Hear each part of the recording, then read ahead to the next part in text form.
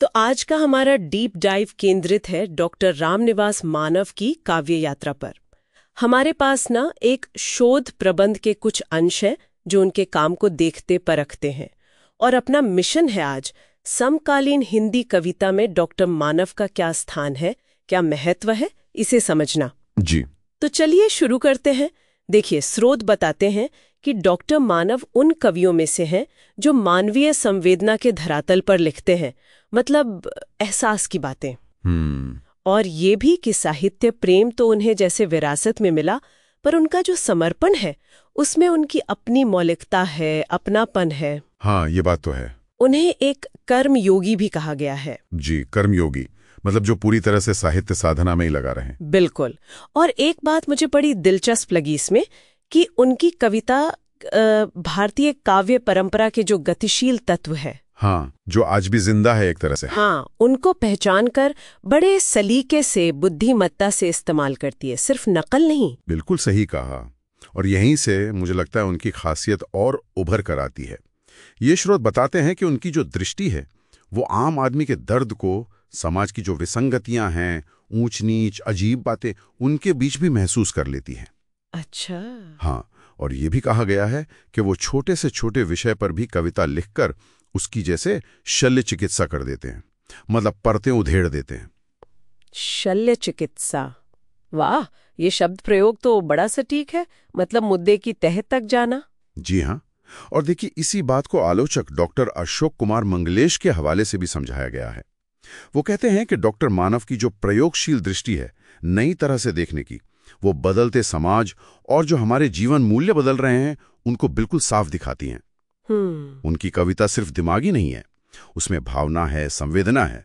और ये स्रोत कहते हैं कि ये कविता हमारी संस्कृति और मानवीय मूल्यों, सत्य, ईमानदारी, आदर्श, इन सब का एक तरह से संश्लेषण है, मेल है। तो मतलब ये सिर्फ एहसासों या भावनाओं तक सीमित नहीं, समाज से भी गहरा नाता है। कहा गया है कि उनकी रचनाएं जीवन की जो गड़बड़ियां हैं, विसंगतियां, उनको जैसे उखाड़ने की कोशिश करती हैं, और पाठक के लिए नए रास्ते सुझाती हैं। बिल्कुल। और कथ्य भी सामाजिक मूल्यों से जुड़े हैं। बिल्कुल। पात्र भी जाने पहचाने से लगते हैं, आसपास के, तो वो सीधे पढ़ने वाले के मन को छूते हैं। हाँ, और इसी वजह से कविता सिर्फ कला नहीं रह जाती, वो समाज सुधार का एक औजार बन जाती है। बिल्कुल। इसीलिए स्रोत उन्हें सैद्धांतिक और वैचारिक प्रतिबद्धता वाला कवि भी कहते हैं, जिनके अपने विचार हैं, सिद्धांत हैं। उनके काव्य में एक सहज पैनापन है और विषय की विराटता भी है। जैसे लिखा है, असीम सागर की तरह गहरा। गहरा, ये उनके कुशल शब्द शिल्प और अनुशासन को दिखाता है,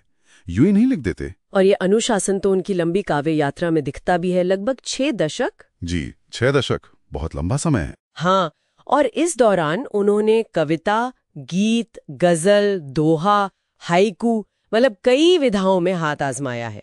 उनकी पहली प्रकाशित कृति धारापथ का जिक्र है, जो 1976 में आई थी, आपातकाल के समय। हाँ, आपातकाल। कहा गया है कि उसमें शुरू में वैयक्तिक संदर्भ, मतलब निजी अनुभव ज्यादा थे। हाँ, शुरुआती दौर में ऐसा होता है अक्सर। लेकिन फिर बाद की कृतियां जैसे रश्मि रथ 1980 की और सांझी है रोशनी 1986 की, ये अपने समय के यथार्थ से, समकालीन सच से ज्यादा जुड़ती गईं। और दिलचस्प बात यह है कि स्रोत कहते हैं कि वो शुरुआती कृतियां भी भाव, भाषा और शिल्प में प्रौढ़ थीं, कच्ची नहीं थी। हाँ, ये महत्वपूर्ण है, मतलब नींव मजबूत थी शुरू से ही। बिल्कुल। और फिर तो सिलसिला चला, बोलो मेरे राम 1999, सहमी सहमी आग 2004, और भी बहुत सी रचनाएं। जी, और अगर इन सब बातों को मिलाकर देखें एक पूरी तस्वीर, तो ये स्रोत डॉक्टर मानव को हिंदी काव्य के राष्ट्रीय फलक पर रखते हैं, और खास तौर पर हरियाणा के प्रतिनिधि कवियों में उन्हें अग्रिम पंक्ति में माना गया है। अच्छा, ये तो बड़ी बात है। हाँ, और ये उनके निरंतर संघर्ष और साहित्यिक योगदान का ही परिणाम है। तो इन सारी बातों का निचोड़ क्या है, सार क्या समझें कि डॉक्टर रामनिवास मानव समकालीन हिंदी कविता के एक अहम कवि हैं, जिनका काम मानवीय संवेदना, सामाजिक यथार्थ और नैतिक मूल्यों को अलग अलग काव्य रूपों में ढालता है, और ये 6 दशकों की लंबी साधना का नतीजा है। बिल्कुल। और ये बात एक महत्वपूर्ण सवाल भी उठाती है। जैसा हमने शुरू में कहा था कि स्रोत बताते हैं उन्होंने भारतीय परंपरा के गतिशील तत्वों को पहचाना और इस्तेमाल किया। हाँ, वो गतिशील तत्व। जी, अब स्रोत इस पर ज्यादा विस्तार से नहीं बताते, पर यह सोचने वाली बात है कि आज के संदर्भ में वो खास गतिशील तत्व क्या हो सकते हैं और परंपरा के तत्वों का ये जो रचनात्मक उपयोग है वो आज की हमारी अभिव्यक्ति को, हमारे कहने के ढंग को कैसे एक नया आकार दे सकता है। ये सचमुच सोचने का बिंदु है।